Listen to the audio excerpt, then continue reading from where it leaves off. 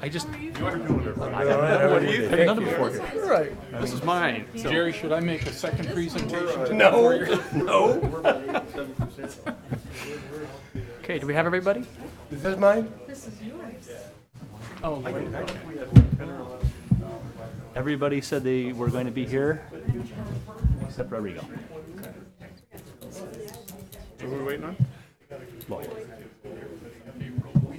I'm not going to be chair. I got 3 board members. One of the things communicated. I know. Mike? You want to swear him in?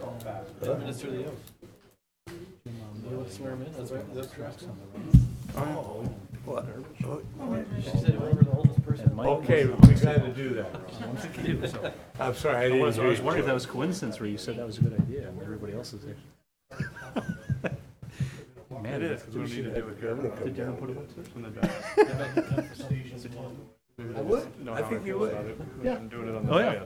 dais. No, and I just say no. 3 different people emailed me and said I got stuff for Kelly. Actually, Email is available 24/7, 24/7. and those people respond to them very well. Oh yeah. And so it's like, we'll have to jury of you make can have sure. full before you ever meet the meeting and say, yeah, before Does you she, get here. does she think I know? We actually had the request for the garbage. I'm sure she has it. You know, a couple of years ago. Into their customer complaint system. Yeah. Under my name. So I got an email saying you have registered a complaint with. And yeah, but they already responded. Within that. Oh yeah. Oh. So where's the oath? They said, oh, You know, it's an active You don't have construction. it? Done I construction. thought they were kidding. That'll move into its They said make one up. maintenance phase. I did. Yeah. They were very nice. That was 2 years I'm ago. gonna get started. He could be late. He's putting it your own. No, I said, hey, do you have an oath? The meeting room will come to order. Mayor Price, will you lead us in the Pledge of Allegiance?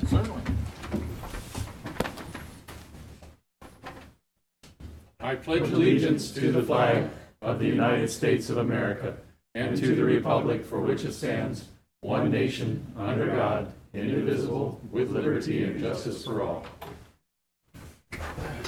Roll call, please.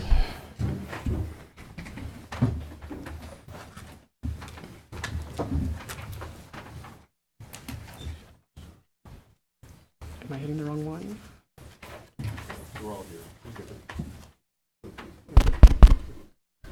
Director Espinoza, Director McGlynn, Director Lohr, Director McCabe, Here. Director McDaniel, Director Murphy, Director O'Banion, Director Oliveira, Director Pereira, Director Price, Director Vialta, Okay. Oh, at this time, we'll do the invocation.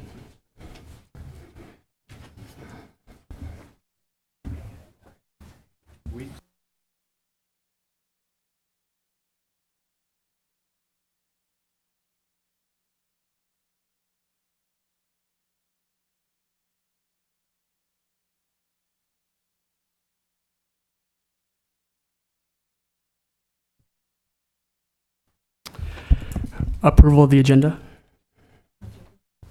Second. All in favor, please signify by saying aye. Aye. Motion passes.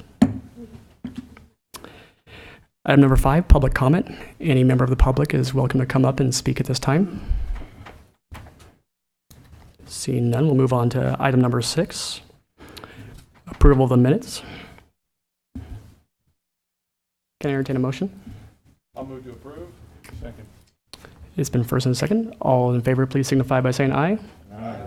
Motion carries. Item 7, Citizen Advisory Committee Report.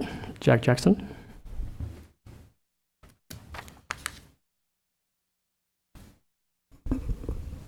Good afternoon. There's actually one action item, number 2818/06-21-01 of the Merced County Association of Governments approving the distribution of Regional Surface Transportation Program, RSTP, state exchange funds for fiscal year 2017/18. Motion was unanimously carried for the governing board to adopt this resolution. The only other item that I have to report is that we had an election for officers for the Citizens Advisory Committee, and the chairperson now for 2018-19 will be Robert Laughlin, chair, and Harlan Dake as vice chair. And it's kind of interesting that these two people were not present at the time of the election, so that may be a word to the wise. If there aren't any other questions or comments, that's all I have. Thank you. Are there any questions? No, thank you. Item 8, Merced County Regional Waste Management Authority monthly update. Brooks?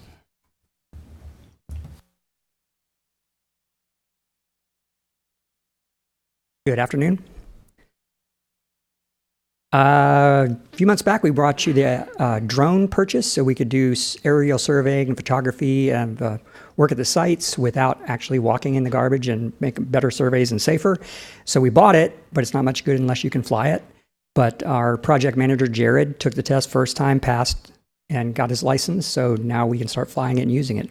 So I'll give you, once we get it really going, I'll probably come back with some great pictures and surveys of what we're doing with it.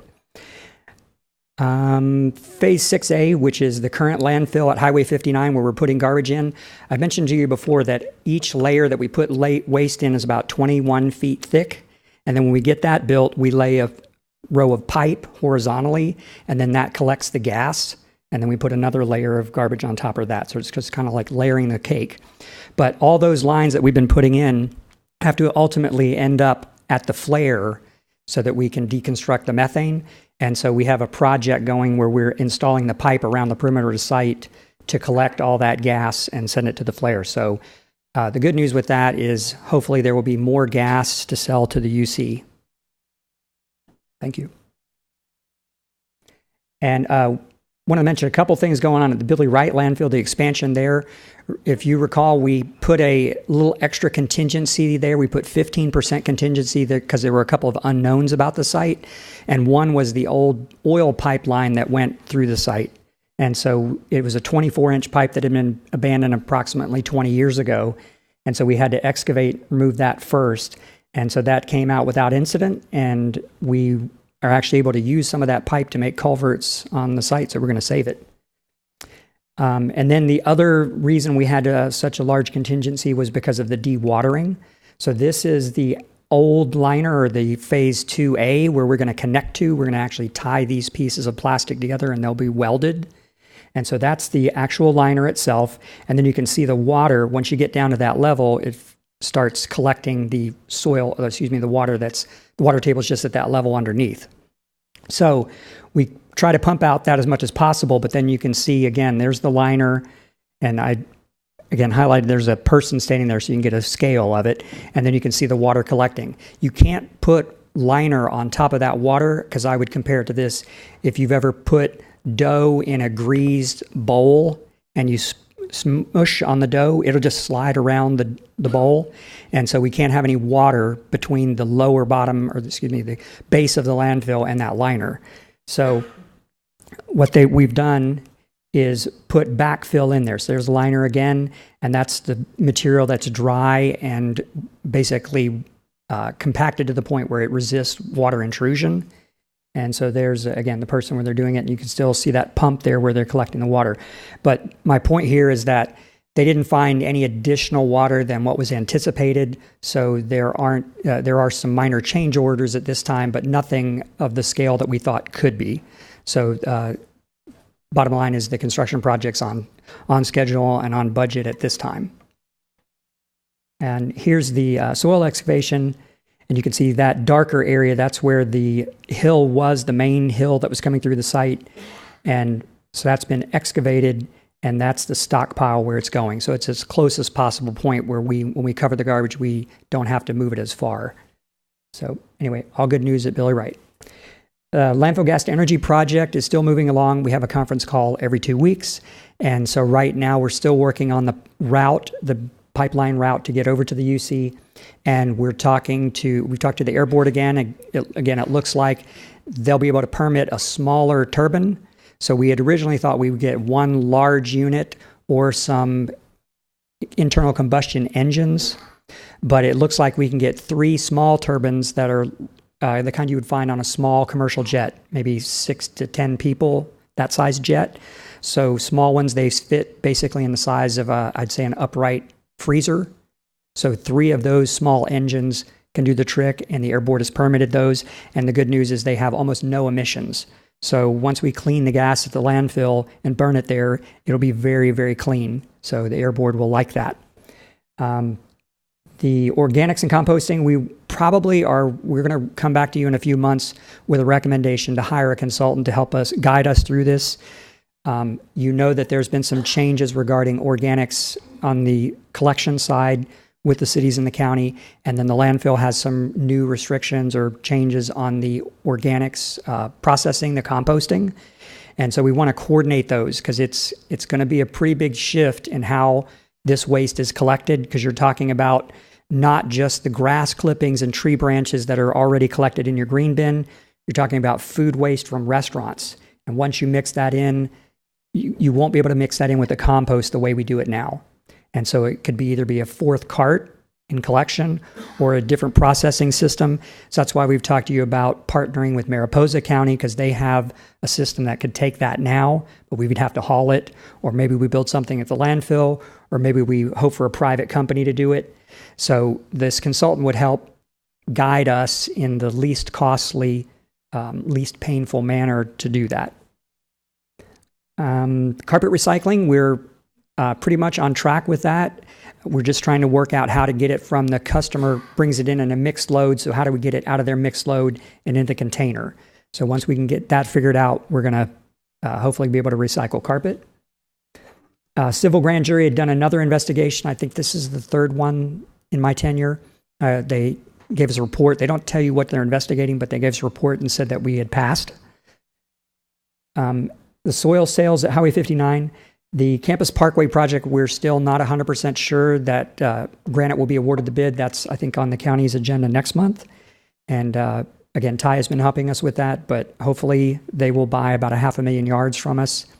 But we also did a temporary agreement with Central Valley Construction or Concrete or Trucking. And it's just for 2,000 yards now, but we're hoping that would be a long-term relationship where they would borrow soil. And, we got a couple million yards we need to move over time. And Tuolumne County, we just found out yesterday that they are wanting to renew their agreement or have a new agreement with us. They've been bringing us their waste since 2010, and we had brought you an agenda item back in February to be able to negotiate that and renew that, and you had approved it then. So from then till now, we've been working, but in the next month or so, we should have something agreed to with Tuolumne County. Okay, and that's it. Any questions about any of those topics?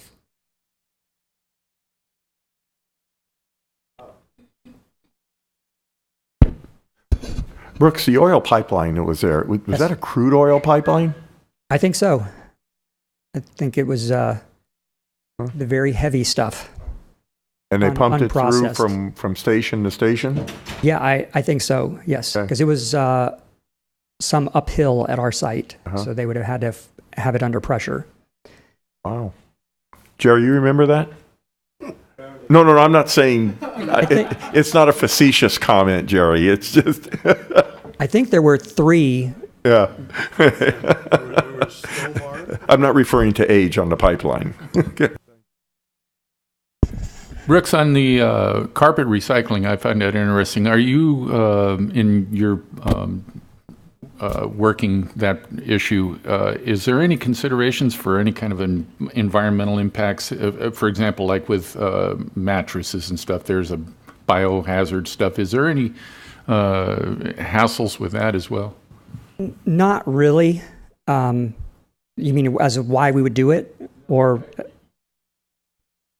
when it comes to getting rid of a mattress, there's this notion that there's all this biohazard in there, for whatever reason. So you have, so with carpeting, are there components in the carpeting that would be considered a hazardous material of some sort? Not that I know of, other than people would, our customers would be aware of what people can spill on carpet and do on carpet. So we try to handle it with gloves and avoid dust and that kind of thing. So that's why we don't physically want our employees to have to pick up a roll of carpet. Because if you've ever tried to pick up a roll of carpet, you've got to bear hug it, and you don't want to put your face. We don't want employees to do that. Right. And so we've got to figure out a way for the customer to bring it in and drop it off, and then us be able to pick it up and put it in a bin that can go to the recycler. Yeah, I'm just thinking you don't know what kind of crud could come from a household. That No, could but be that's embedded into a it. very good point. That's what I was just saying. If you can imagine picking up a roll of carpet, how you have to physically pick it up, you don't want to get that close to it. And so we're working with the processors to figure out a way, because we do have a loader, and that's how we're putting the mattresses in. The same thing with the mattresses. We don't want our guys really grabbing a mattress and holding it right up to their head or their face. And so we've got a way to load the truck now, and so we've got to adapt that for the carpet. But the mattresses are easy because they're just rectangular boxes. The carpet comes in all different shapes and sizes and weights. Thanks. Any further questions? Nope. Thank you, Brooks. Thank you. Merced Transit Joint Powers Authority for Merced County monthly update. Artis?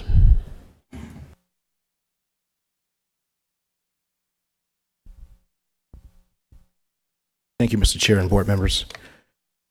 Real briefly, I wanted to give you an update on the free fare shuttle that we ran during the shuttle from June the 6th through the 10th. We had a total of 642 rides, which I understand is the highest that we've ever had during that transition period. And so we're really excited about that. One of the things, we provided a total of 10,269 free rides during the fair, also on our fixed fare ride shuttle during that period of time. So that was another record-breaking moment for transit. Measure V rides had the highest year-to-date figures with 18,395 rides for Measure V, and that brings our total year-to-date 157,000 rides, 144. And so once again, Measure V is really boosting our rides, and so we're really excited about that. Today we kicked off our free rides with Dump to Pump. We'll be offering free rides from June the 21st through August the 31st. We're on track with the new facility. We reported to you, I think, last month that this month we will be installing radio systems in all of our new buses, and that should be completed by the week of June 24th. We're on track for our new office design, which you guys approved for us last month, and we're in the finishing phase, and we're moving on to construction, and so we're on track for that also. Another thing is that we just released an RFQ for our contractor for our Palos, doing the Walmart and Austin stops, which was kind of taking us a little while to get through, but we've got over that hurdle, and so we're anxious about that. We were just on the phone yesterday with Cal OES, and we're partnering with them for the cooling centers, and so the bus will be playing a role in that. So when they alert the free hot days or the hot days, one of the things that we'll be doing as a transit is being handing out water and cold water to passengers along the routes. And of course, once the temperature's at 100 degrees, and so we want to make sure that our passengers are hydrated and riding the bus. So we're doing our due diligence as far as that's concerned. We're also excited about offering a free travel training workshop. Director Lee Gore came to us a couple of days ago, and so on June the 30th, we'll be offering a free training workshop, and that will take place at the Merced Mall from June the 30th from 10 a.m. to 2 p.m. And some of the topics that we'll be discussing is riding the bus, free fare structure, how to track the bus, how to board and exit the bus. And so we're trying to really get people who've never ridden the bus before and trying to educate them on the system that we have here in the county. And Supervisor Gore is going to help us spearhead that. And so we're anxious to work with her on that project. Any questions?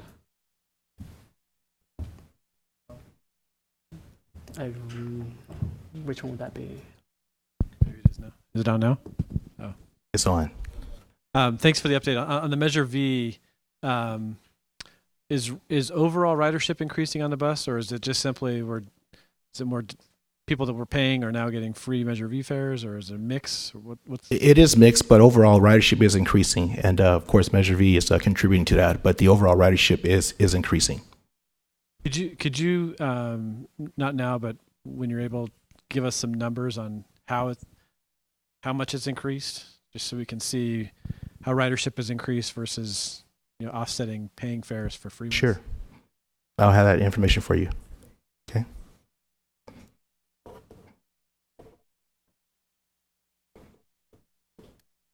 Are there any further questions? No. Thank you, Rogers. Thank you. Consent agenda items A through B. Very much move to approve. Is there a second? Second. All in favor, please signify by saying aye. Yeah, A through B, we're going to pull C to have a discussion. Right, motion carries. Item C, personal injury claim. Mr. Chair, Directors, this personal injury claim was filed against both Transit and MCAG for an accident that apparently happened in the crosswalk at 22nd and M. I believe you guys are familiar with that crosswalk. It goes to the court and is heavily used. The claim is for over $1 million, and it is not clear from the claim exactly what happened or what percentage of liability would be on either Transit or MCAG, and for that reason, we recommend rejecting the claim at this time. Reject the claim. Is there any discussion? Is there a motion? I'll move to reject. Is there a second? I'll second. All in favor, please signify by saying aye. Aye. Motion carries.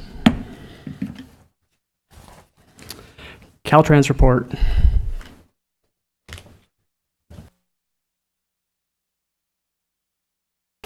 Good afternoon. Statewide, last month, Caltrans announced that $2.7 billion in competitive grant funds funded through SB1 were awarded to 64 projects throughout the state to tackle congestion, support valuable trade corridors, and bolster local agency efforts to invest in transportation. Notable projects include northbound State Route 99 Livingston median widening project in Merced County. The $37.4 million project will widen northbound State Route 99 to 3 lanes from the 2 existing in and near the city of Livingston. A separate southbound project will also occur along the stretch but is not currently tied to SB1. Construction advisory, Caltrans is rehabilitating pavement on northbound and southbound State Route 59. 59 near the Snelling Highway in and near Merced. Please be prepared for one-way traffic control at this location during day and night hours. This project spans 6.8 miles from the south fork of the Black Rascal Canal to Oakdale Road. The purpose of this project is to restore the roadway, extend the service life of the pavement, and then limit costly maintenance efforts for the future, both for motorists and taxpayers. An overlay of rubberized asphalt concrete will be used to enhance this section of road. To follow up from emails I've received this week from Mayor Price regarding Applegate off-ramp in Atwater, a traffic investigation was completed in April for the southbound ramps. Our traffic operation has recommended signage and striping enhancements to be completed on the off-ramp. This includes an additional signal ahead sign, which would help motorists in the decel lane by giving them additional time to prepare for the signal and upcoming traffic, potentially the upcoming traffic signal and potentially stop traffic. The other question was regarding the northbound exit to Winton. Currently, there are no plans for a ramp update. This ramp is scheduled to be discussed today as part of the upcoming Atwater widening project. So with a little bit of time and a little bit more research, I'll be able to give you a more thorough answer next week. For Supervisor Pereira, there was brush on 59 Snelling Road, and this area was maintained by our maintenance team on 615, so that CSR has been closed. And for Mr. Pittenger, the email about the trash accumulation on Highway 59 between Bellevue and the regional waste site. Our PIO team should have just recently sent an email saying that after completion of the 59 pavement project, we will be able to commit to it. And for Mayor Vralta, regarding 11th Street Crosswalk, in mid-April, we installed the temporary fix for 11th Street Crosswalk. The button-activated blinking LED warning signs are up and operational. And the Hawk system, which will replace that temporary, is scheduled on target for an August-October completion project completion timeline. Our district senior management is aware of the concerns, and our public information office is available to discuss in further detail at any time. They're also working on getting you a more specific timeline and date estimate. And if there's any questions, I'll take them. Any questions? Yes. Just bear in mind, school starts August 10th, and this project is delayed. The original crosswalk sign that was put in was a waste of money, and it doesn't work. And so, we've met with Adam Gray's office. We've met with everyone that we could meet with. And now I've got parents wanting to take up the torch. So please help us and get that in right away, because it is a real hazard, and Caltrans should not delay in getting that in. Understand. Thank you. Also, I made a phone call about West I and 152. We've had a number of people complain that the signalization doesn't work, and cars, Highway 152 could have sporadic use, and the signal doesn't change on for the I Street. It would be north and southbound traffic, and it just continues along 152 green, and the light doesn't change. Thank you. Any further questions? Yes.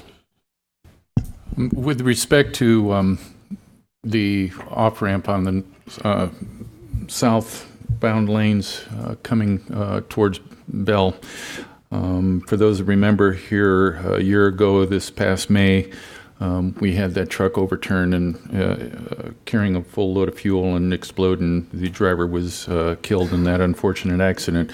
And here almost a year later we have a similar accident again. I don't fully expect that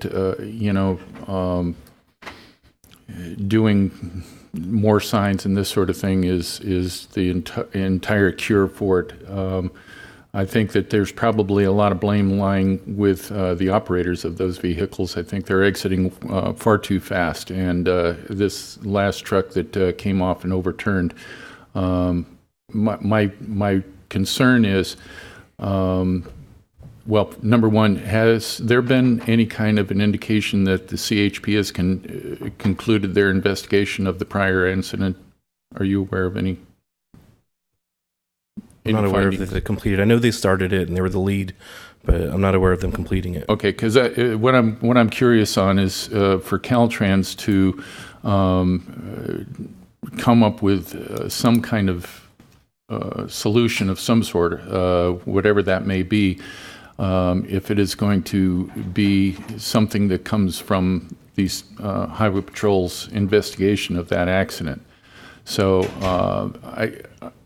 I appreciate, what you're saying as far as signage and things along those lines. We have signage up there already.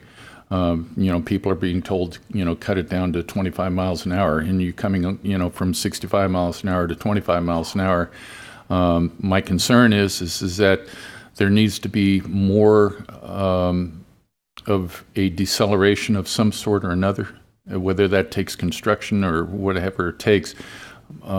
This and in looking at where that truck overturned, had he not tried to make a turn and decided I'm just going to go straight, he would have wound up right in the Chinese, right in Panda Express's chow mein line, literally. So this is a real dangerous area, and coming northbound, where you would come off the exit right there, coming to Winton Way and Applegate, that one there is equally as bad. And I don't know what needs to be done in the way of prioritizing and this type of thing, but we have a real dangerous situation at both those exits right there. It's similar to the 4th Street exit in Ceres. If you come off of that one, for those that are familiar with that, if you lose it there, you're going to wind up in a Valero gas station. So I get it that there's all those types of dangerous exits up and down 99, but I'm concerned about mine in Atwater, and whatever we can do, to coordinate solutions and what have you. But as you can well imagine, this thing is in meltdown half the time to go and, hey, what are you doing about that? So I'd like to come back with some answers, and I don't think it's going to be received particularly well to say, well, we're talking about some signs. I don't think the public is ready to hear that. I'll double check with CHP. We're lucky their office is literally right there off of Bell, and they were the lead for that previous accident. Right. And I could talk to our traffic operations and safety, and I'll get back to you within 1 week. I appreciate that. I'm sorry for interrupting. Could I add something to this? Certainly. Last month, this board already took action on the FTIP amendment that programmed like the Caltrans shop funding to make improvements to that off-ramp situation. So they're going to do like a extended decel lane. So they're in the process of acquiring the right-of-way. And I think the funding is slated for next year, next fiscal year, for construction. Okay. So they're Caltrans. That's for the southbound? It's for the southbound. Is there any possibilities of amending that to also include that northbound exit as well? They were just focused on the southbound due to that accident that happened. Okay. Prior. Very good. Okay, thanks. Any further questions? No, thank you. Just a friendly reminder to directors, you can submit your questions 3 days prior for efficiency.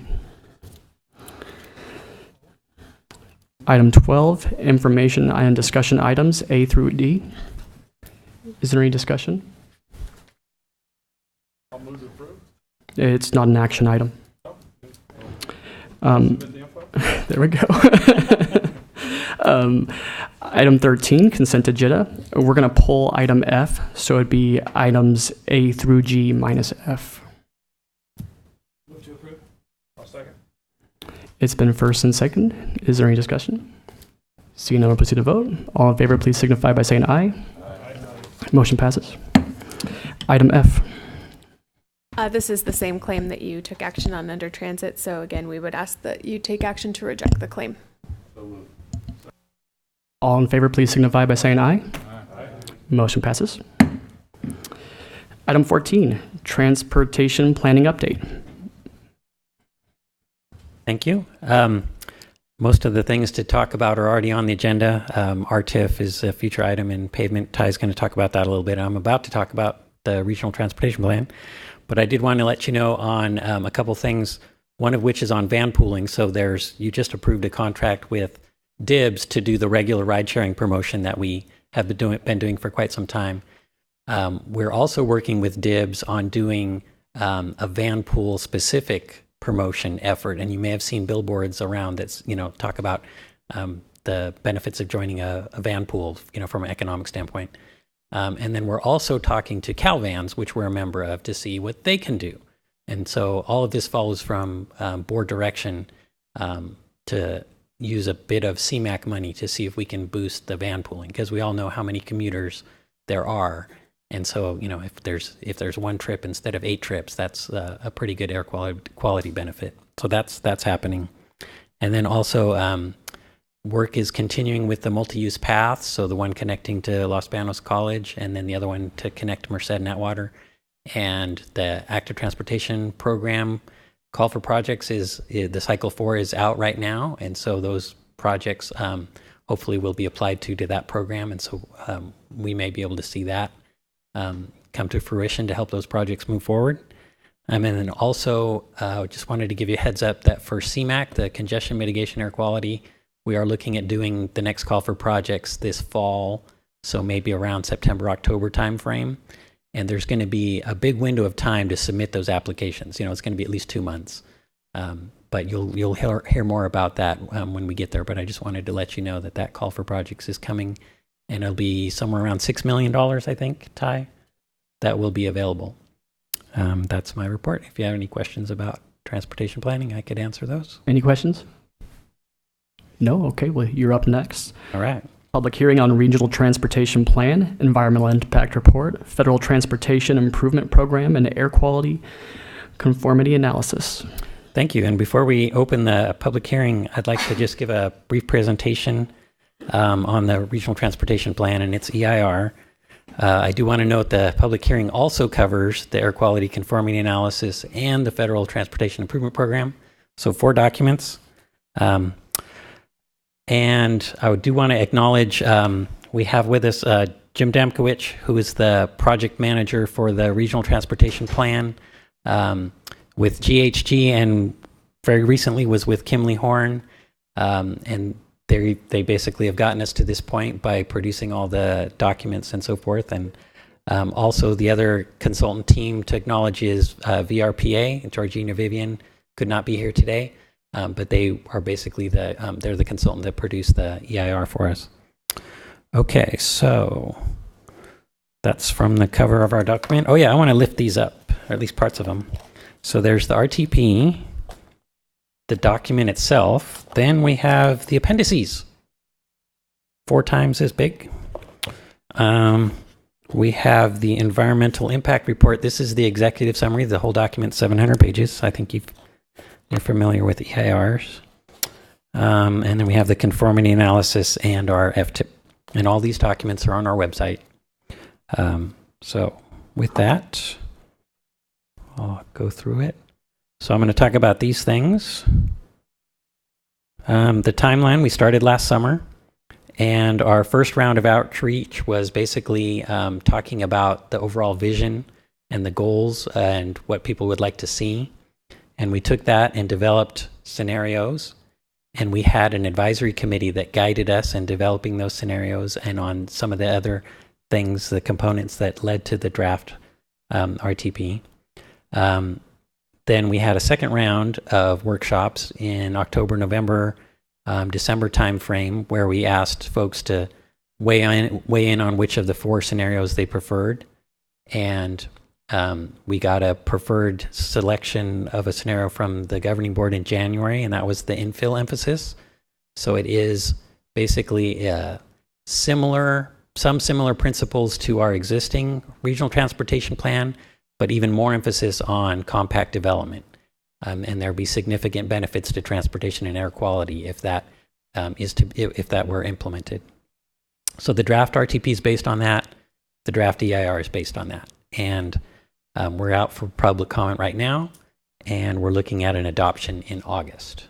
So that's our timeline. Regional Transportation Plan has to meet numerous federal and state requirements, including a list of priority projects. Has to be fiscally constrained, which I'll talk about, and I'll talk about air quality conformity and greenhouse gases and CEQA. So we did a lot of outreach. You can see the numbers there, a lot of community group presentations. We had our website, we had print ads, we had newsletter updates. The 3 rounds of workshops. In round 1, we were in those 4 places. We went to Los Banos twice, and we had really good turnout in Los Banos. Round 2, we were also added Planada. And then round 3, we just finished our open houses a couple weeks ago, and we went back to the same places that we went before. And, at all those places, we had our fact sheets and our scenario overviews and all those sorts of materials that you saw. Fiscally constrained just basically means that the anticipated revenue is sufficient to accommodate the anticipated expenditures.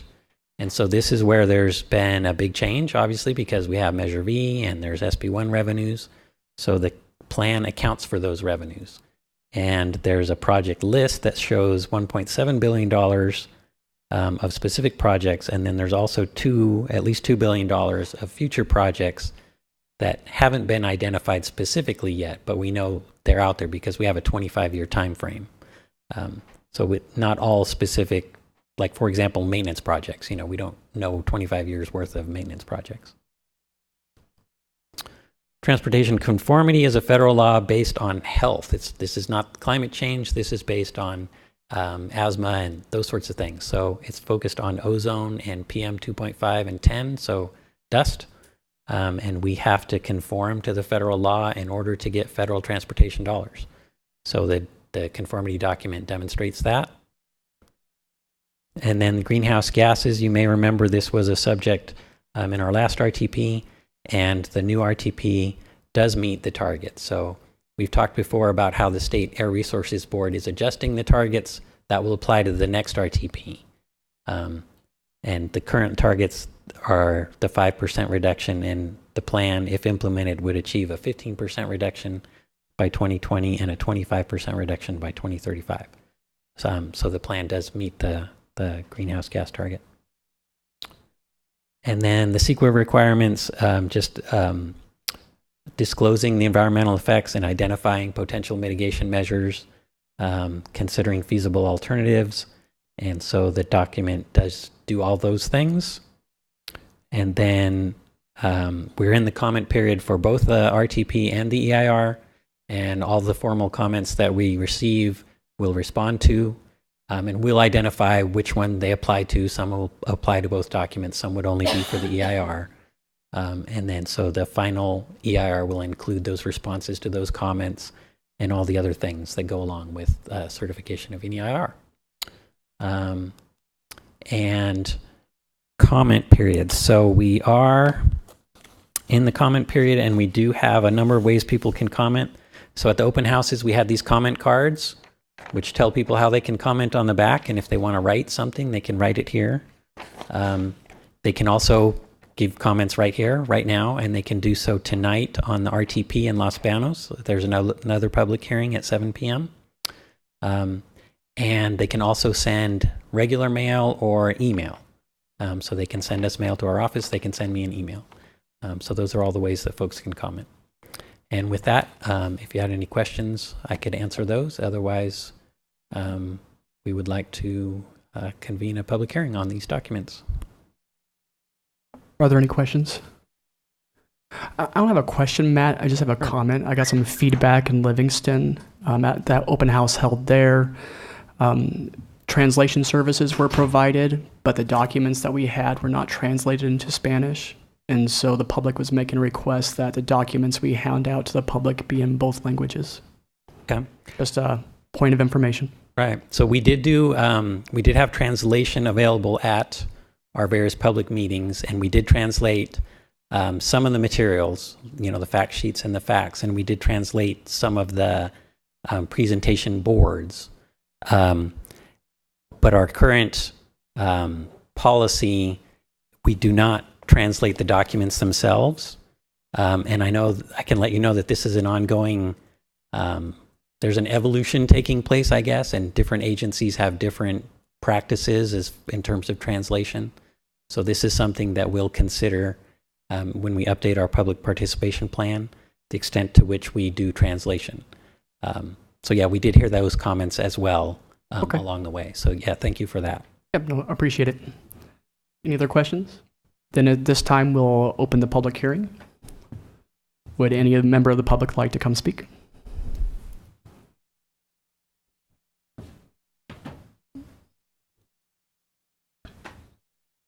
Hello, good evening. Thank you for the opportunity to speak. My name is Abigail Ramirez, and I am a policy advocate with Leadership Council for Justice and Accountability, and also was a member of the RTP Advisory Committee. First, we would like to commend MCAG for including us and other environmental health organizations in the advisory committee process, as well as incorporating several of the recommendations we offered during the 2014 RTP process. So we want to thank MCAG for that. We also wanted to provide a few recommendations and comments to help strengthen the proposed draft and ensure that equitable investments are reaching the most burdened communities. So with that, the first comment is that MCAG concluded that scenario 2 met and exceeded the greenhouse gas targets established by ARB, 25% reduction. However, there is no comparison of all 4 scenarios amongst each other to really understand which one has the most DAG reduction. So we just like to see that information incorporated into the draft. Second, we appreciate MCAG's collaboration to establish additional workshops in Planada. We believe public participation efforts can be strengthened. We recommend that a clear commitment, such as a set-aside mini grants. I know Fresno COG does mini grants of 5,000s to partner with local nonprofits to do that, to make sure that additional unincorporated communities are included during the workshop process, just because some of them don't have access to transportation and it's a little bit more difficult for them to travel. And then we also recommend that the public participation plan should be altered in the 2020 RTP process to reflect these commitments, in addition to the addition of policies that address language accessibility at workshops, such as materials, methodology, and presentations. This will help reach the public outreach goal number 2, to make the planning process accessible, interactive, and engaging.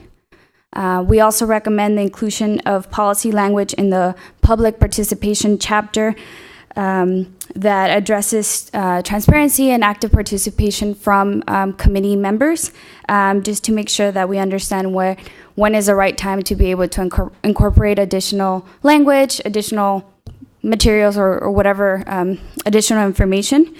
And then we believe that active transportation is essential in reaching state goals of reducing greenhouse gas emissions and creating a transformative transportation system that is safe to all. However, the current 2018 RTP SES only secures a total of 9% of the funds for active modes of travel. We recommend that this number is analyzed and increased. We would like additional information detailing how transit investment will be broken down and what types of projects it will fund. Matt talked a little bit about the opportunity for zero emission van pool programs, and we're currently identifying one in Delhi, so we just like to see projects similar to this highlighted in this area. In terms of highway expansion, except where needed to serve existing communities that currently lacked paved road networks, limited highway expansion, and instead prioritize alternative solutions to reduce congestion by promoting alternatives to single occupancy driving, including but not limited to public transit, telecommuting, car and van pool, a better job housing fit, cycling, or walking.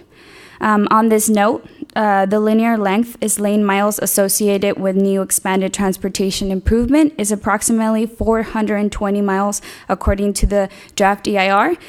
We believe that the resources used for the road expansion could be better allocated to transit and active transportation projects, especially given that significant and unavoidable impacts to air and water quality from road expansion and construction.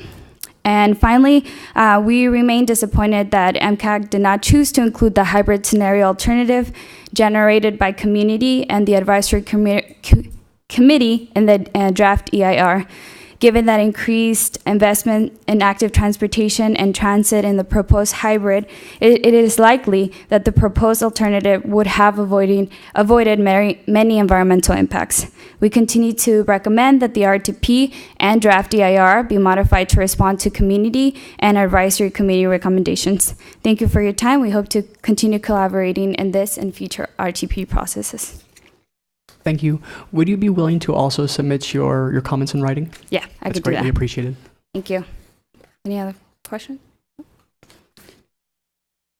Okay, thank you. Are there any further comments? Seeing none, we will close the public hearing. Item 16, Measure V Regional Projects Recommendations. Can I make a comment before we go on? Yes, go ahead. You know, as far as air quality is concerned, the Valley Air Board advertises that you can get on their site and you can look at the any part of their jurisdiction and see what the air quality is. Well, when you pull up our area, there are no results because they don't have air quality testing in our area. And it's become a concern in Los Banos with 40,000 cars going through the town a day. So I don't want to say that I agree with the air quality report and what the restrictions are, because we actually don't know what those air quality reports are, since Los Banos' air quality is monitored in Merced. And I don't know if Planada is monitored or any of the other areas. So for us to put out a report, it may be false information. And I'm not sure if they monitor in Livingston or Atwater with all the cars going through there, because again, your air quality is monitored in Merced. So if we put out a document, it should be a document that's truthful and a document that's going to give the correct information. And again, get on the air quality control board and or their website and try and pull up your area. It's not there. So I'm just saying, we put out a document. We have 40,000 cars going through Los Banos right now. So I don't know what our air quality is, and I'd sure like to find out at some point. Thank you. Would you be willing to put that in an email and send that to Matt as well? Oh, I'd love to. Okay, please do. And who should I address that to? Matt Fell. Okay, thank you. Thank you. Now we will officially close it, and we will bring it back to Measure V Regional Projects Recommendations. Stacey Dabbs. Thank you, Mr. Chair.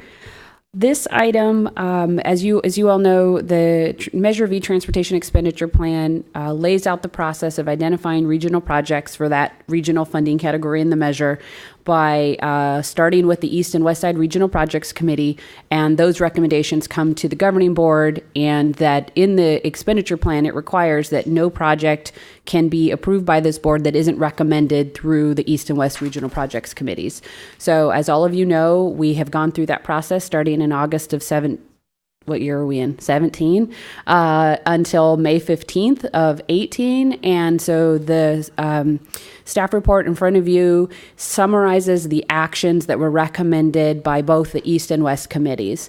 They were very, very similar. Both of the East and West agreed with the staff recommendation to develop a 2-year implementation plan for the fiscal years 17-18 and 18-19, with the goal of having a longer term update or a longer term plan by June of 19. And both the East and West Side recommended a 20% set aside of the annual shares of the regional revenue for both the East and the West for future leveraging opportunities, and those would be maintained in those geographic accounts. And then the East and West submitted a list of projects and revenue allocations that are summarized on page 190. And with the Governing Board's action today to approve these recommendations, this information would become the core material of that first implementation plan for fiscal year 17-18, 18-19, and we are on track to have that draft to this board in August.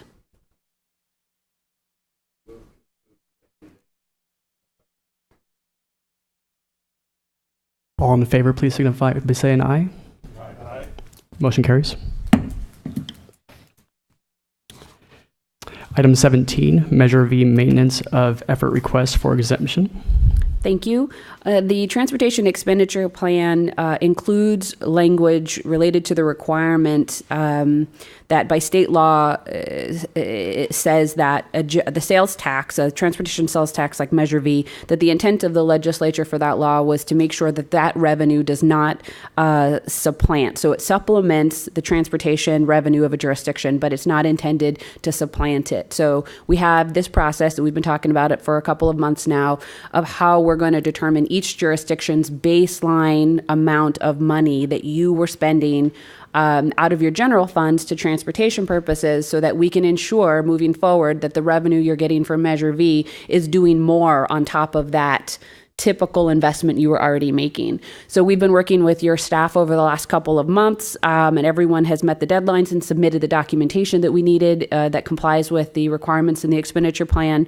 But in the meantime, we also clarified the language. It was an item in last month's agenda to to incorporate some of the language of common practice, which was not as spelled out in the expenditure plan to the extent that we probably should have, but it's to allow for an exemption if a jurisdiction had an unusual one-time expenditure out of the general fund for transportation purposes. So through this whole process, that amendment to the expenditure plan is on the street, by the way, and goes into effect, I think, on July 9th.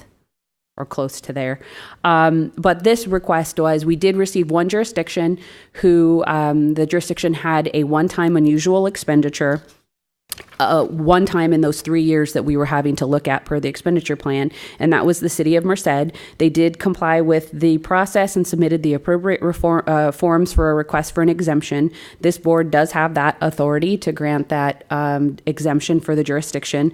It's in the amount of $277,205 from fiscal year 14-15, and according to the narrative provided by the city, it was unanticipated financial support to the street maintenance fund. It was not a typical or a regular transfer or support coming out of the general fund. It was one time when the gas tax received was significantly less than what was estimated. So after staff's analysis and looking through the TEP language, we do feel that this is meeting the definition of an unusual one-time expense and would therefore be eligible for an exemption to be granted by this board. If that action does happen today, then the city of Merced's baseline amount would be zero, and just everyone then at that point would be at zero. All the other jurisdictions appear to have a zero baseline as well.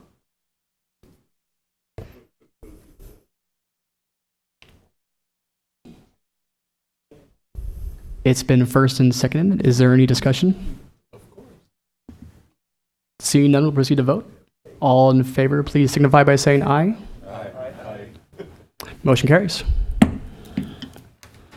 Item 18, status of pavement management system development. Ty? Thank you very much. I'm here to provide you with a quick status of the pavement management system project that has already been underway since earlier this year. Our consultant Dynates has already completed the data collection of the pavement conditions for all paved roadways in the county, and they're in the process of doing QA/QC, quality assurance, quality checking the data, tying it into the GIS and configuring the data for importing it into the pavement management system software. So they're doing that right now. They're wrapping it up.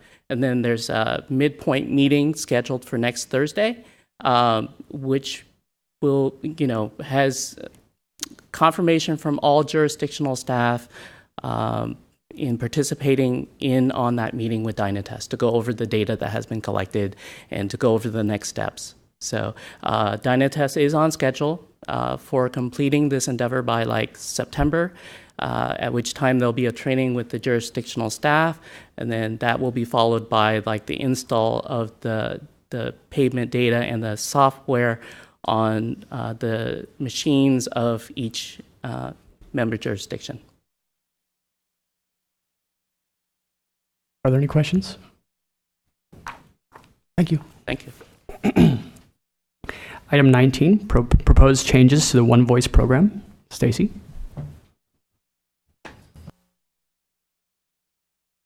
Thank you.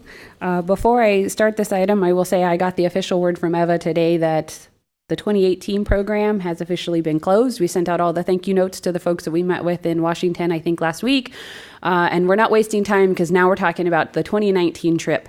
And so the staff report, I realized as I was finishing it, is probably the longest one I've ever written in my 5 years with the agency.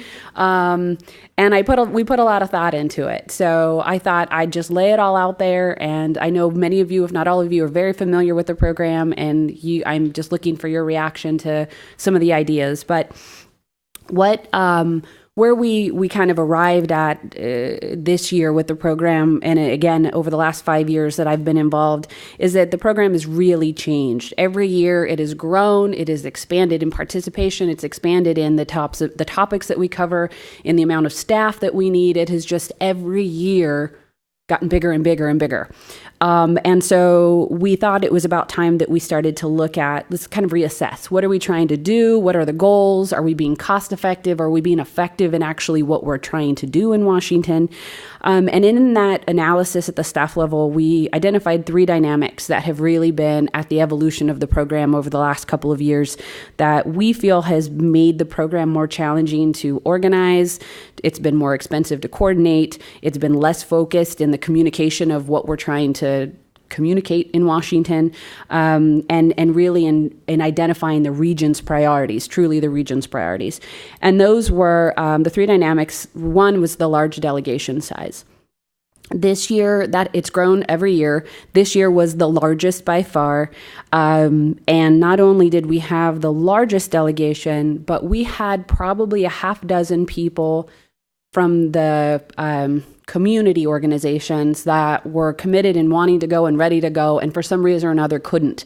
And had we gone to the full potential that we had reached at some point in the group, that we thought we were going to be at 30-something people, that was a 67% increase in the size of the delegation in the last 5 years. That's significant. That kind of, as you know, as programs get bigger, it starts to require more resources, more time, more staff, and it starts to get a little unruly.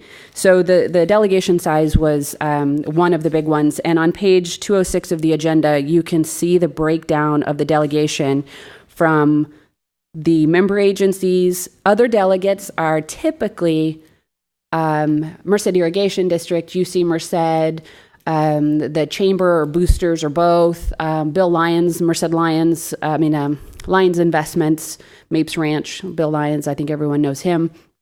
Those have traditionally been the partners. Merced County Office of Education has been very involved in the last few years. Both the high school district was really involved this year. Merced College has expressed interest. It's really growing. So you can see that that's really where there's a lot of fluctuation, is what we call the other delegates, the non-member agencies. And then both the staff on MCAG and in Townsend have increased as the delegation has increased. As you all know who went on this trip, we had 3 groups. You really need 2 staff people for a group of 7, 8, 9, 10 people, because you often get separated. You trying to go through security or get in cabs, and you have to take 2 cars. It's a little chaotic.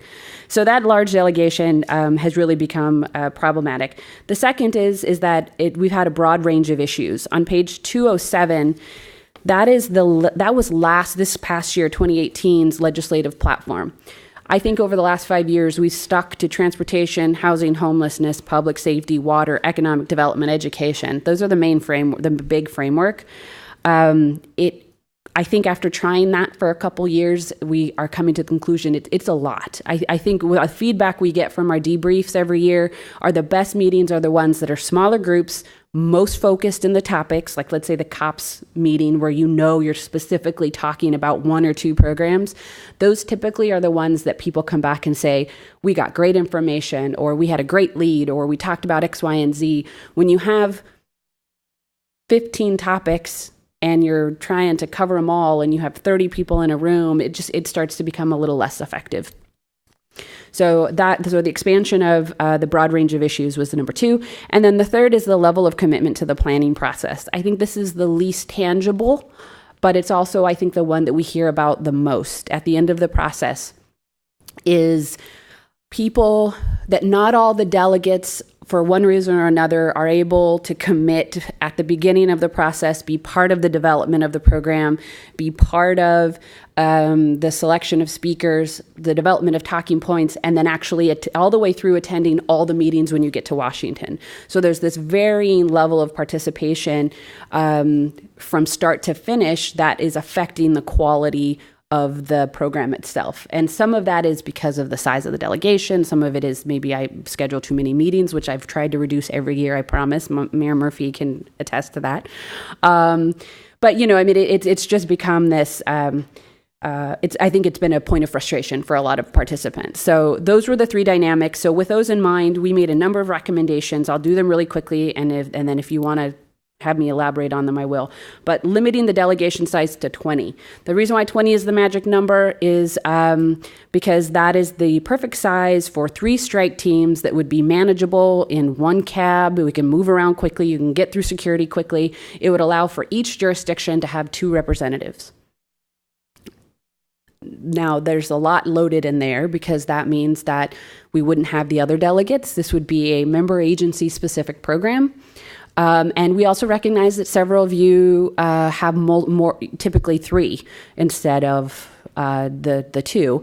But we also recognize that not all the jurisdictions participate. So we would have to figure out, if the city or, City of Merced or the county or any of the other cities came and said, we really need 3 delegates this year, we'll figure that out. But the idea is to try to think about only 2 and work with that, and then we'll adjust. So it's not a hard and fast number, but that's kind of a magic place. 20 is a good group of people.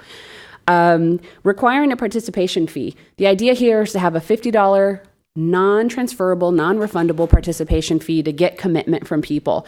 That isn't just going to go in my pocket. It would go to dinner, breakfast, something that the group is going to be doing. So it would just shift from one to the other.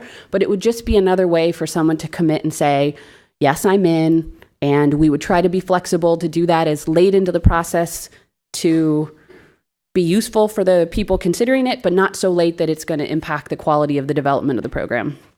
And then the last is, again, a little less tangible, but requiring participation in the planning process and all trip activities. So this means be dedicated to the process, but even when we get to Washington, attend all the meetings, be present, be an active member. You're going there for that reason and to engage from start to finish. And this, though, would require a little bit of self-policing. I'm surely not going to say, Director Pereira, you really need to speak up in this meeting or what have you. It would kind of be the delegation's understanding that we're all going to help each other be as active as and engaged as possible. So those are the recommendations. I did include the typical program, the budget, the breakdown of what this program typically costs. I don't think this is a true reflection because we have tried to offset the staff time charges to where we could charge it to other elements. So this is funded by member dues. So we're trying to keep it as efficient and cost effective and purposefully effective as possible. And so this summarizes what I think we can be doing in the next year. But I know it's a big change, so I'll be quiet now and I'll listen. And I'm open to ideas. Questions, discussion? Yeah, he's first. Thanks, Stacy. I think that you hit it on the. I think that's a good move going forward because it has gotten just me participating in the last 4 years. It seems like the first 2 years we were very effective. In fact, we were coming home with tangibles and winning items. In the last couple of years, we haven't. Two, I know this is by measure. By membership fees that have been put in here, and that's what pays for this. And I think, for the right of the folks, our constituents we represent, this is money towards transportation and waste management and, those type of deals. I think maybe we should keep our focus more on that going forward. So there's a little more of an effect of what we're doing. Sometimes I think we've outbranched a lot of it and we're using monies that are for that focus for a lot of other concentration out there. So I think we need to narrow our scope of concentration while we're there. Thanks, Mr. Chair. Joe. Yeah, Stacy, I agree with everything. I don't like seeing limiting the public participation so much because in past years when we had a specific issue, like water on the east side, we had an expert from MID that was there to do the talking. When we had an ag problem, a dairy problem, we had somebody from the dairy industry championing for us. And by not leaving enough of those specialty items open, I think we're limiting our scope of abilities because if we can get somebody to go that's an expert in the field we want to talk about, the Hilmar Cheese schooled the guy we met with on plant security because he didn't know as much as he did, and that really woke up the agency's eyes. So that's my only comment. I would like to see a little more. If we can get public participation that is aimed at what we're trying to get, I think they ought to be able to join the group. So perhaps if we go through the process and our intention would be to come maybe as early as next month with a letter to your jurisdiction saying we're starting this process, encourage you to work with your councils to identify what types of issues you would want to have part of the have part of the platform, that if at some point in that process we identified, hey, we have a water issue, or we have a certain issue that requires an outside expert, that then we would invite them to participate? Or are you saying you like having it kind of open to whomever?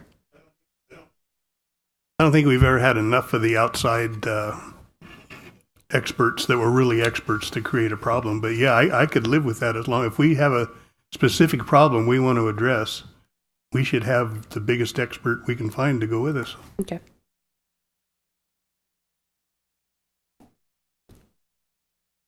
Mayor Murphy. Thanks, Stacy. So I'm grateful you put these recommendations together. I think we do need to be thoughtful about. Is this better? This one isn't working. This one's better. Oh, okay. I would just say, I mean, we probably need to build in some flexibility. We don't need to be. I think we should have a policy that's sort of a starting point, but there will be instances where there makes good sense to deviate from that.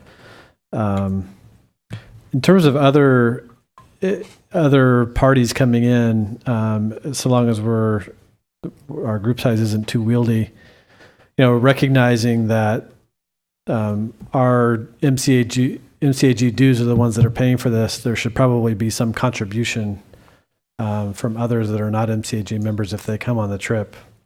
The other I guess thing I'd mention is there's nothing that prevents us, if we sort of narrow the scope of things that we focus on as part of our One Voice delegation, there's nothing that prevents individual jurisdictions from going a day early or staying a day later to do additional business that's more specific to their jurisdiction that doesn't require the whole group being there. So, I think we do need to be thoughtful about the scope of the issues that we cover and, under the banner of MCAG. But I think there is other important business for us to conduct, and we're not precluded from doing that if we make that adjustment. So just want sort of make sure we're mindful of that. Director Laura, excuse me. Thank you. So just a clarification, on page 209, the breakdown travel for 22,000, that covers the 3 bulleted items, correct? And more. And more. Yes. So it includes, so it covers, so I should have clarified that. This element budget includes, it's the large majority is One Voice. There's another chunk that covers our participation in Valley Voice, which Director Villalta, Director McDaniel, and as an alternate, Director Murphy participate, which is the same concept but for the Valley. It's a pretty nominal amount. So it includes the actual travel costs for those individuals listed for those trips, but it also includes the group dinners that we do as a delegation, the group breakfast that we do as a delegation, and then any kind of travel while we're there. So for example, it's not uncommon that I'll order an Uber and 3 or 4 members will jump in with me in the car, those expenses too. So it's a that's how it's organized in our budget. It's a very broad bucket of any expenses incurred during that travel. Okay, so just to clarify then, non-members who attend, they cover their own travel. They cover their own flights, hotels. They may happen to be in an Uber with me, with other board members or other participants. It does include their meals. It doesn't, well, not all their meals, the group meal. We typically provide breakfast the morning of as we get kicked off and get situated. And we typically do 1 group dinner. Sometimes, actually I take that back, we do 2 group dinners. We do a dinner with Congressman Costa and then a group delegate dinner. So it does include for all participants. Now, if they have a guest who comes, a spouse, and that includes for any board members or any participant, including staff, those folks pay themselves for any group dinner or any group activity that they participate in. Any further discussion?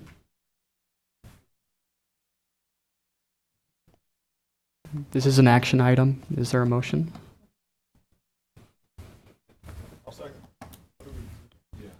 So we would be items A through C. So we would limit the delegation size to 20 participants. We would require the non-refundable $50 participation fee, and it would require participation in the planning process in order to participate in the trip. would you like to make an amendment adding on the flexibility to add specialists? Yeah, I just want to make sure that we have some flexibility here. I mean, I think the policy is a good starting point and probably good in most instances, but I think that there needs to be some flexibility built in. I don't know how best to craft that or state that, but we could easily amend the action to say delegation to 20 at the board's discretion, so that what we could do is if we were going to exceed that, like let's say we're a month or two into the planning process and we realize we might be at 22, and those are either expertise, specialized expertise or additional staff from a jurisdiction, we could bring that to the board as an FYI, or, we can make it as formal or informal as you would like. We could even say it is our goal to stay at 20. Or we could say that it would require board action to expand beyond 20. It depends on how flexible you want it to be. Well, and with board action, we can change it later also. We don't even just say that. We can later amend it if we want to. Because I typically bring to the board early on what the list of issues look like, what the framework is. You all see it so many times that I certainly wouldn't turn someone away if they were number 21. But I think, using that discretion of hearing you want it to be flexible, that I could just keep you apprised as we develop. And if it looks like it's going beyond there and a policy or a decision needs to be made, I can bring it back to the board. Rev. Yalta? The participation fee, is that $50 per person? Yes. Should it say per person? Yes. Okay.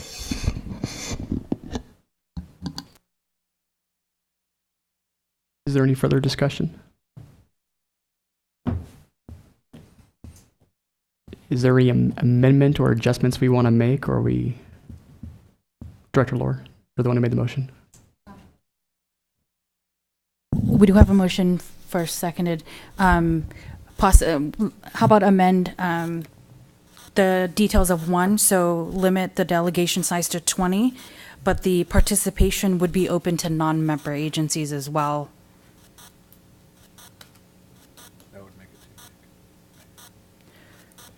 So the idea of a representative from a jurisdiction, and then the jurisdiction identifying industry-specific participation, right? I see. So that could be. Director Murphy? Yeah, just so I didn't follow everything you're saying. So, for example, if Gustine wants to bring in an industry person, is that one of their seats that they say, well, we'll have one elected official and one outsider, or are you saying increase the size of the group? No, so leave the number to 20, and we can expand that number as needed in the future. But the 2 seats would then be for each jurisdiction, and that jurisdiction could identify a member and a non-member agency. So, for example, Merced would have 2 seats, a representative, an elected official, and then let's say Merced Boosters, if they would choose to do that, or they could send 2 elected officials. Okay, so there's 2 for them to allocate how they want? Yes. Okay. Further discussion, Rev. Yalta? Limit the size to 20 and at the board's discretion. Stacy could bring back the interest of each jurisdiction, and at that time the board can approve it, and just leave it at that. And then $50 per person. And then that way we have the discretion, we have the flexibility to increase the size, and then this board will make the determination based on the recommendation of staff. Director Oliveira, do you have a comment? Yeah, just that reducing the elected to 1 and then trying to get an expert to go with them. I think they should stay at 20, the board members, and then at the board's discretion about which industry experts we bring. It all depends what the major issues are. Like water, that's not one jurisdiction. That's the whole east side was involved in that. Okay. Director Lohr, are you willing to adjust your motion? Back to the original, essentially, yes. Sure. Excellent. And there's a second. All in favor, please signify by saying aye. What do we do? Yeah, if we went back to the original, then nothing's changed. Right, but Flexibility. this body still has the ability to change it at our discretion. So if we're having a discussion with Stacy, yeah, perfect. All right. And per person. Yes. All right. Motion carries. Thank you. Regional Transportation Impact Fee, RTIF, and SB1 Local Partnership Program, LPP, Proposed Allocation Plan. Patrick? All right. Thank you very much, Mr. Chairman. This is the Patrick Broken Record on RTIF and LPP. At the last meeting, we discussed possible allocation to the various jurisdictions of available RTIF funds and LPP, Local Partnership Program funds, totaling just over $6.6 million. We were directed to, or I was directed to go and meet with the chief administrative officers of each of the 7 jurisdictions to discuss an allocation of funding type by jurisdiction. I did indeed do that. I contacted all 7 of the chief administrative officers, and then we actually also discussed, we did that individually, we also discussed it at the TRB meeting as well. I'm happy to report that they approved what is recommended before you today. But another couple details just to share with you. As I mentioned, the total sum of funds available is just over $6.6 million. While the TRB did agree with the distribution of funds as presented to you, we did note that a recent development was that one of the jurisdictions actually noted that they had just received additional funds from a deferred payment. It was actually Atwater. They had received a check. They did stop collecting as of May 14th, but this was from a development before then. So our recommendation is that we put some language in here about reconciliation. Our request is that the governing board acts this afternoon to allocate the funds as presented, pending a reconciliation, and that we would cut it off on August 31st of this year. So frankly, what we expect to happen between now and August 31st of this year, we expect to receive that check from Caltrans for $108,000. We actually got a letter from them dated June 12th saying we would receive that check within 30 days with all the backup accounting. So we're feeling good about that. I want to make sure that NAV goes through, make sure he has the administrative expenses, make sure that's all good, and then receive that deferred payment check from Atwater, which would be added to this total, distributed by the same measure. And then after August 31st, we would send out the absolute final numbers as of August 31st, and the jurisdictions that are receiving LPP funds, local partnership program funds, would work primarily with Matt Fell and MCAG staff to move forward with those projects, go through the CTC programming process that's required. The jurisdictions, the 3 of them that would receive RTIF funds after August 31st, once those jurisdictions determine what project it is they want to, projects they want to pursue, we'd ask them to contact us at staff, and we would seek to have an additional agenda items for each of those jurisdictions to authorize the distribution of those funds to those jurisdictions for those RTIF appropriate projects. And then the only asterisk on the end is that after August 31st, if next, who knows, 9 months from now, a year from now, if a jurisdiction has an additional check come in, what have you, and say a year from now we have $40,000 of RTIF, that would require a separate action a year from now to determine those funds. But this action today would allow for the over $6.6 million to move forward. That is all. There's a motion. Is there a second? All in favor, please signify. Is there any just further discussion? Just one question. This is based on the 2018 RTP list, correct? The 2016 RTIF list, but Yeah, I think that's the appropriate, I think that's the most applicable list that we're concerned with this evening is the list of projects that are in the RTIF study from 2016 that was adopted by all jurisdictions. Okay. That's right. Just want to make sure that, yeah. And if I may, I'll just add one thing I left out, and that is that Council has just developed a document I referenced last month, I believe. It's an actual mutual rescission document. All right, proper term. All the jurisdictions have already acted. So it's just I believe it's mostly formality. It is. Yes, but it would be yeah. So anyway, that'll put the ink on it. But anyway, that's all. Is there any further discussion? Seeing none, we'll proceed to vote. All in favor, please signify by saying aye. Aye. Motion carries. May I? Yeah, don't you dare. if I may, I just want to say thank you. Yeah. And now the executive director's report. Okay, thank you very much. I have a few things to say, so I'm gonna talk fast. Something I've said previously in my career, one of those statements of I'm often proud of what we've done, and boy, do we have more to do. And that's the theme of what I'm about to tell you. Just real quick, this is my 12th meeting with you folks. Proud to be here. Just real quick, in the last year, Regional Waste Authority got over a big hump with moving forward with the UC, done a lot of capital projects, the operations, the money's going. It's been more of the same, but that's a good thing. Transit, Transit might get a most improved award. They've been working with the contractor to improve the service to our citizens. They've righted the ship on the facility moving forward, doing just a better job of managing the operation, and indeed the ridership numbers. There's a lot of tough ridership numbers out there across the country and across California, but our ridership is actually up overall, and that's really an outlier and something to be proud of.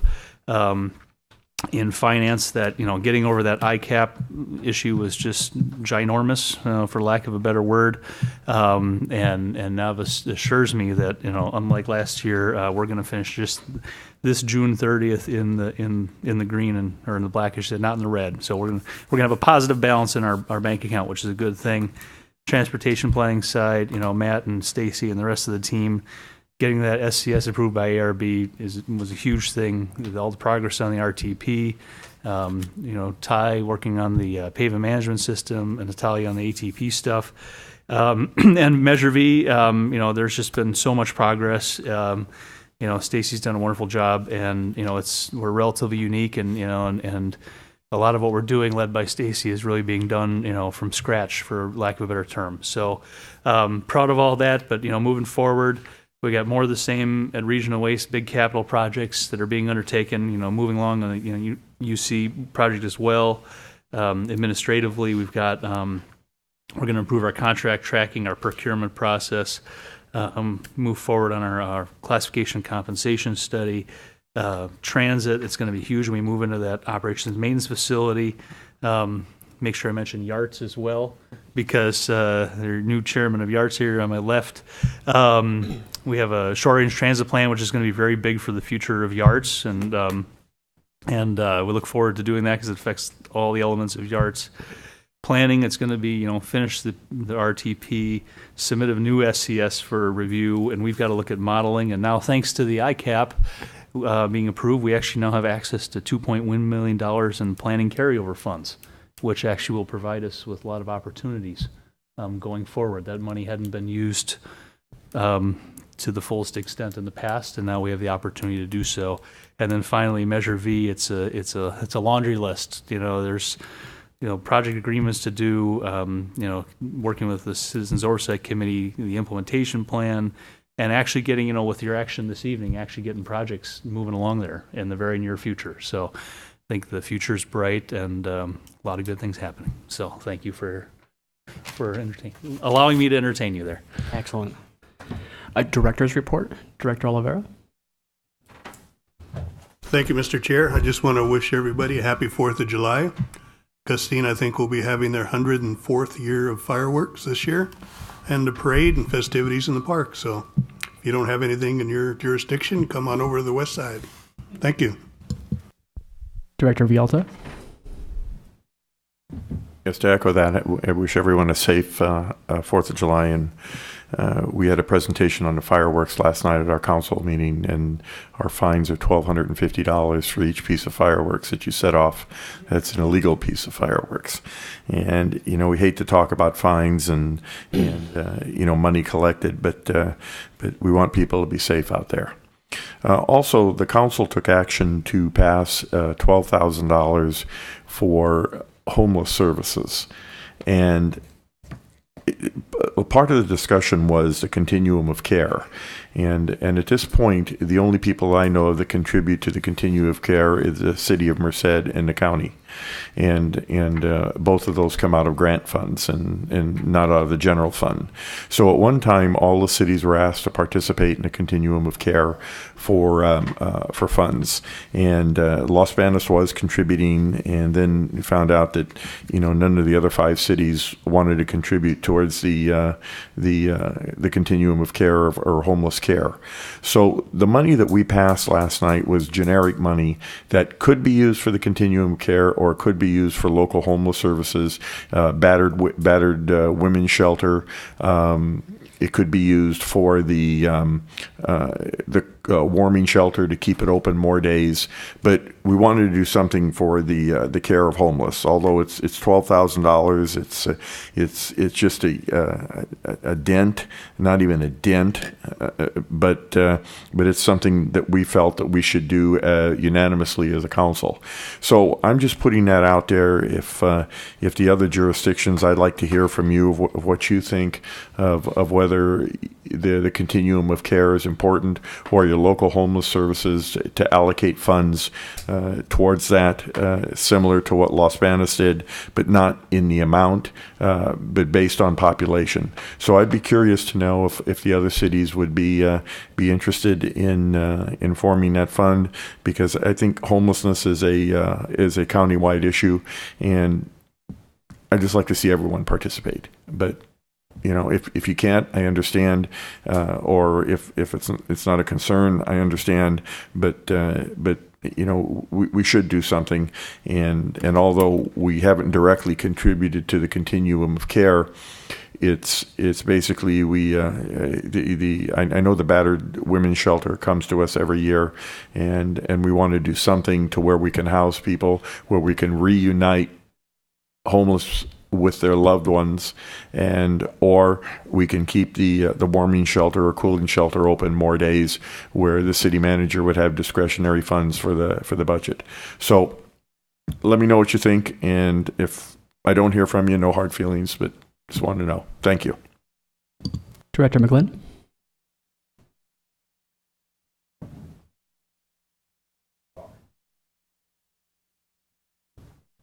Like to urge everybody to be safe on the 4th of July, and I'm taking the opportunity of that holiday to fulfill my first grandpa responsibility by seeing my grandson for the very first time in Montana. Oh, cool. Director Price? Yep, I just want to recognize that we fulfilled the slot, or filled the slot for our oversight person from Atwater for Measure V. That's Mr. Ron Doherty. He is now our representative. And like everyone else, 4th of July in Atwater is a huge deal. We're going to one-up it, though, this year. 3rd of July at Ralston Park, we're having from 7 to 10 in the evening. We're having live entertainment with also the Chamber of Commerce providing what we refer to as Margaritaville. And yes, there will be margaritas. And also some beer will also be there, along with the soft drinks and water and all that kind of stuff. But it gives something for all of the vendors that'll be in the park on the 4th, gives them an extra day to sell their stuff. And we also have food vendors that will also be participating in that. Live entertainment provided by the group Flashback. If anybody knows who they are, they're a real good group, and they'll be providing music from 7 to 10. So come to Atwater on the 3rd of July. It's there's no charge. It's just show up. Now, the 4th of July in Atwater is a big deal, and I'm proud to say I'm part of the planning committee that does all of that, and it's a huge, huge undertaking. It takes an enormous amount of money, and it's all privately funded. So, as always this year, we have the Run for Independence at 7 in the morning, followed by the parade at 9. All-day festivities again in Ralston Park with vendors and food and all that kind of stuff. And in the evening, over at Castle Airport, we have the concert, which will be, again, opening with Mike Hammer and the Nails, followed by Bay Area favorite Daniel Castro, for those that know who those folks are. It's going to be a huge deal, and more fireworks this year, and again, all privately funded. It is a $10 charge for a carload, so I mean, you can't get better deal than that. $10 to come in with a carload of folks or your family or what have you. And that is how we fund, or in part, how we fund all that stuff. But it's going to be a big deal, and we invite everyone to come out. It's, like I said, we have more fireworks this year by way of a deal that was worked out with our supplier. So come on out. It's going to be huge. It's going to be fun, and you know, you're going to enjoy your time in Atwater. So I want to thank everyone for your participation. Ty, thank you very much for helping out with the our problems with the off-ramp there. This is a big deal to our folks, and we want to get a handle on that. We appreciate that. Thank you, Mr. Chair. All right. Well, I'm excited to go participate in Atwater this year for 4th of July. It's $10. Hey, $10. I'll try to scratch that up. Before you go to Atwater, though, I invite you to come out to Livingston. We are front next Friday, Saturday, and Sunday. And Spanish night, my favorite night, has been moved from Sunday to Saturday. And we have La Pio Rivera there. It will be a great show. And then Sunday, Eva, you can tell, it's like J. Cole or someone like, or Frankie J. Frankie J, which I think he was very popular in the 90s or early 2000s, like rap or something like that. I'm sorry, I listen to Spanish music, not English, but I hear he's really fun to see, and people are excited about him as well. And some J. Cool guy as well. It's always a great event, and I'm butchering this, but you'll hear it on the radio, and they'll do a better job explaining it than me. No, it's not LL Cool J. Oh my goodness, I'd have my kangaroo hat on if it was him. I wanted to take the time real quick to speak to the directors here and just say, when we were talking about Measure V originally, I did the politician thing and just kind of hung on the fence and didn't do the big push, and I regret that now. And I'm really excited and thankful that we're seeing such a positive thing come to the city of Livingston with the project we passed today, and so I want to extend my apologies for my previous decisions and my gratitude and thanks for your guys' passing our first recommendations. And that's it. Thanks.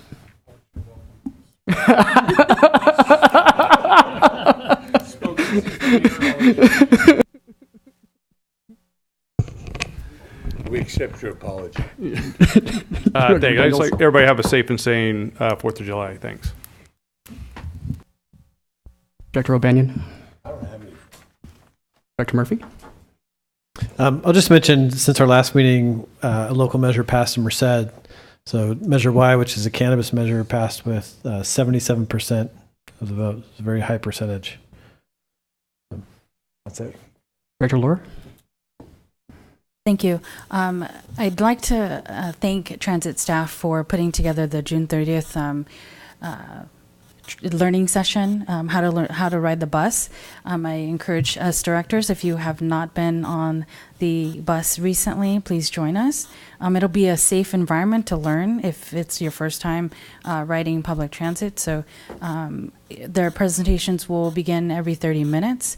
Short presentation, then you'll get an opportunity to actually ride the bus and learn how to pay your fare, even though it's free this time around. You'll get to experience exactly what others get to. So please join us on June 30th from 10 to 2. Thank you.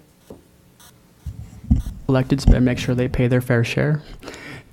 Yeah, you can't Director take Pereira? a free ride. No, no, on no. the bus. You better It's against the throw a law. few dollars there. Yeah. Yeah. Anyways, just a couple of quick items. I missed a part of the meeting, unfortunately, but for the bus. So Wednesday night I was at a Winton MAC meeting, and directly across from the community hall there's a bus stop, and between 7:10 and 8:20, 3 buses came and stopped. And so I don't know if it's 3 different routes that, coming from different areas came there, but it just seemed odd that, that there was so many stops. I'd like to thank Mayor Villalta for his comments about Los Banos contributing to the continuum of care. You voted to contribute.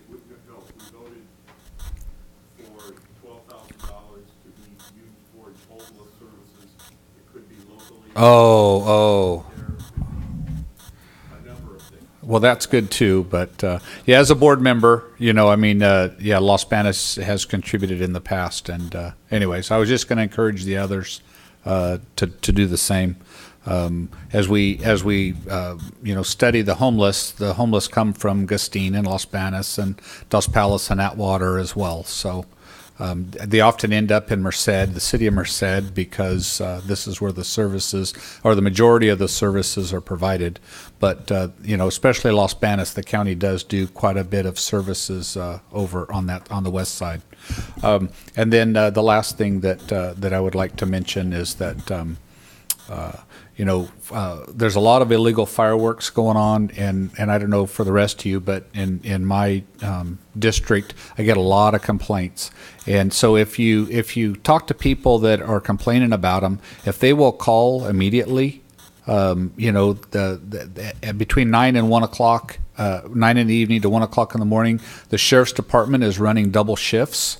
And so if it's in the unincorporated area, it's a pretty good chance they could get there. And if people light off some fireworks and then wait, and then a little bit later light some off, might be able to catch them.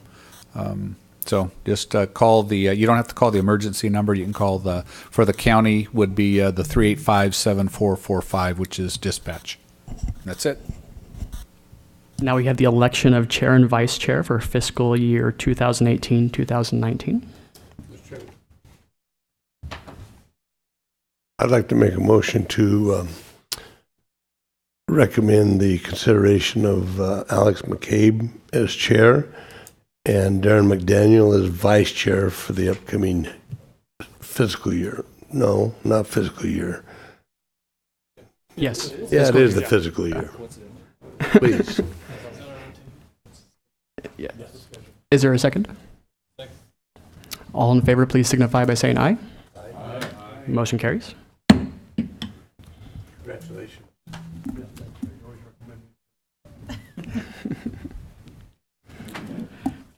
All right. Yeah, go ahead.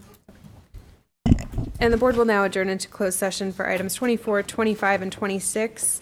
As to item 25, the facts and circumstances potentially exposing the agency to litigation need not be disclosed pursuant to Government Code Section 54956.9, paragraph E1.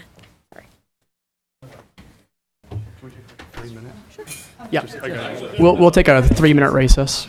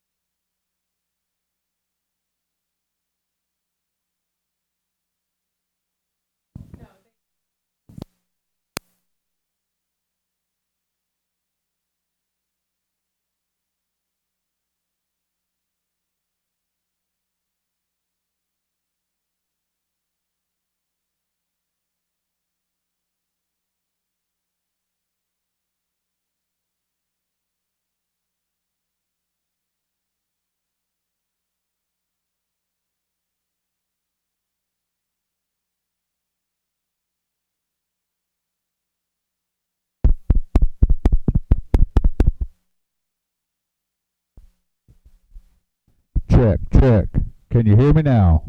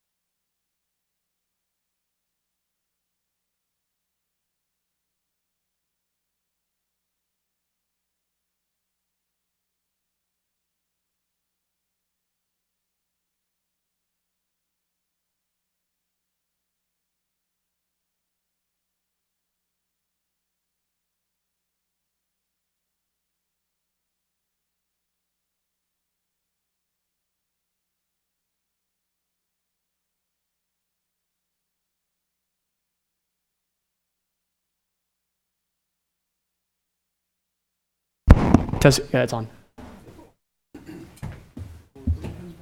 Why don't you plug those others in or whatever you had over there? Please.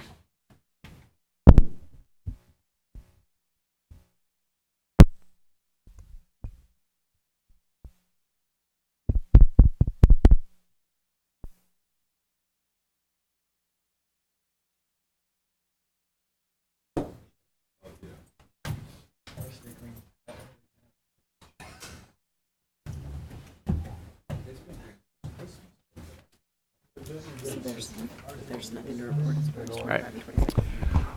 We will come out of closed session at 5:12. There is nothing to report. Our next meeting. To item 24, there is. Oh, excuse me. Item 24, there is something to report. Where I wrote it out. The board tentatively approved a settlement agreement for the case cited under item 24. The terms, they've authorized the executive director to enter into the settlement agreement once finalized, and that agreement will be made available to the public upon request and once finalized. And on the other, Mr. Chairman, on the other items that were in closed session, direction was given to staff. So items 25 and 26, direction was given to staff. And that concludes this meeting. Oh, do you have a further comment? Yes. When it comes to, we elected a chairman and a vice chair today. I don't attend every meeting, but I seem to remember a meeting where we set up a rotation. The chair and vice chair that were elected pursuant to that rotation schedule. It was per the rotation. Okay, just an inquiry then. I could forward that item to you if you'd like, so you know the future as well. Meeting is adjourned.